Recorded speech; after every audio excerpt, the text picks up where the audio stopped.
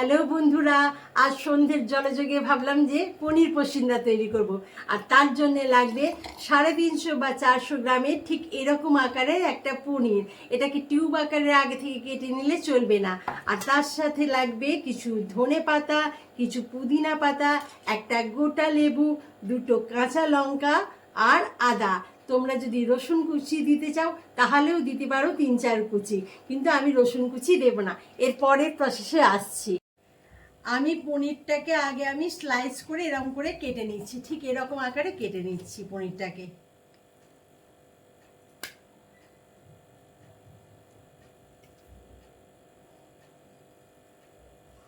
এরকম করে দেখো আমার কাটা হয়ে গেছে। এরপর কি করছি, আমি এটাকে আমি এরকম করে কেটে নেওয়ার পর আমি 1, 2, 3 পিস করে এরকম করে কেটে নেব। আমি পনিরগুলোকে ঠিক চৌকো আকারে, চৌকো না, এটা স্কোয়ার আকারে কেটে নিয়েছি।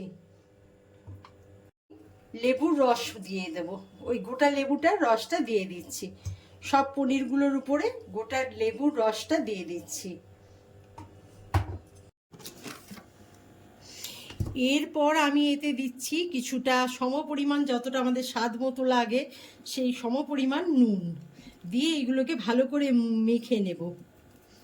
এগুলোকে ভালো করে মেখে নিলাম, নুনটা যাতে ভিতরে ঢুকে যায়। পনিরের মধ্যে আমি নুন এবং লেবুর রস একটু মাখিয়ে নিলাম। আর পনিরটা কাটা হবে ঠিক এইরকম আকারের। হ্যাঁ, এবার এটাকে একটুখানি আমি ঢাকা দিয়ে রেখে দেবো।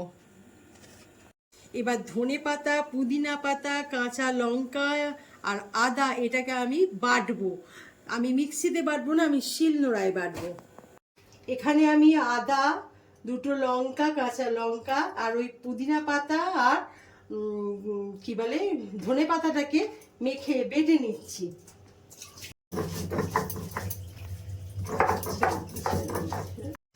দেখো আমি ওগুলোকে সব বেটে নিয়েছি এরকম ভাবে।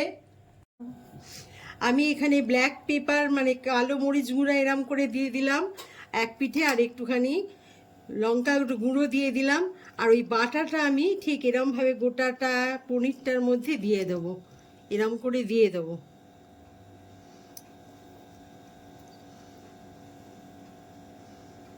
দিয়ে কি করব, আমি আর একটা কি বলে পনিরের টুকরো নিয়ে এর উপর চাপা দেব। পুরো প্রসেসটা করে নিই আগে, তারপর তোমাদের সাথে আসছি। আমি কিছুটা ময়দা নিলাম, 4 চামচ ময়দা নিচ্ছি।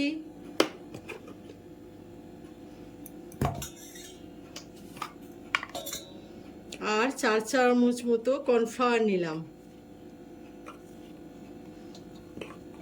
কিছুটা নুন দিলাম,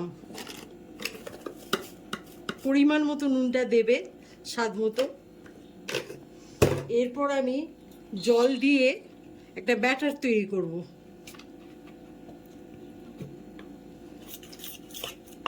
অল্প অল্প জল দিয়ে একটা ব্যাটার তৈরি হবে।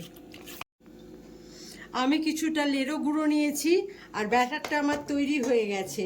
আর তোমরা পারলে তোমরা বাড়িতে টোস্ট বিস্কুট এনে সেটা গুঁড়িয়ে নিতে পারো, শিলনোড়া বা মিক্সিতে গুঁড়িয়ে নিতে পারো। এরপর আমি এক এক করে এই পনিরগুলোকে ব্যাটারে ডোবাবো।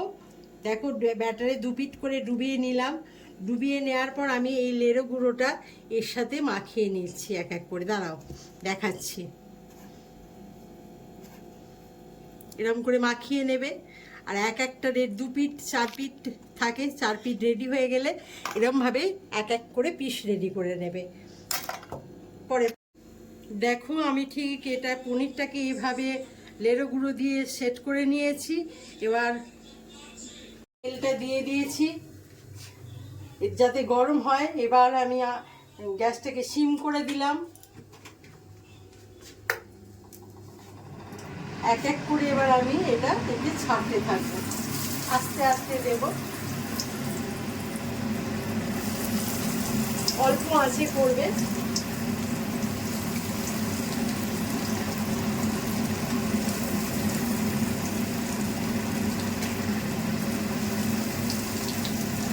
এক পিঠ হয়ে যাওয়ার পর আর এক পিঠ উল্টে দিচ্ছি। অল্প আঁচে করছি, সেই জন্য একটু দেরি লাগবে এক এক পিস হতে। এখনো এক পিস হয়নি আমার, তবু এক পিস উল্টে দিলাম আমি। দেখো আমার প্রায় এক পিঠে ভাজাই হয়ে গেছে, এটা লাল লাল করে ভাজা হয়ে গেছে। আমি অল্প সিম করে দিয়ে ভাজছি বলে একটু দেরি হচ্ছে। আমি এক এক করে এগুলো তুলে নেব এবার। এভাবে আমি সবগুলো ভেজে নিয়ে আসছি তোমাদের সাথে। দেখো আমার পনির পসিন্দা একদম রেডি। এটাকে চিলি সস বা টমেটো সসের সাথে আমি পরিবেশন করব। দেখো আমার একদম পনির পসিন্দা রেডি হয়ে গেছে, এটাকে সার্ভ করে দিয়েছি। আমার মেয়ের প্লেট এটা, ও টমেটো সসের সাথে শুধু খাবে, আর আমরা চিলি সস অল্প করে নিয়েছি।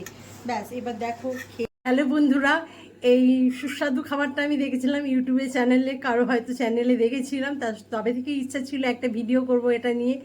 তা আমি নিজে করলাম, দেখতে তো বেশ ভালোই হয়েছে, ক্রিস্পিও হয়েছে, আর টেস্ট করে দেখলাম বেশ ভালোই হয়েছে। তবে একটু ঝালটা বেশি হয়ে গেছে, এতটা দুটো লঙ্কা দিয়েছি তাতেই ঝাল হয়ে গেছে।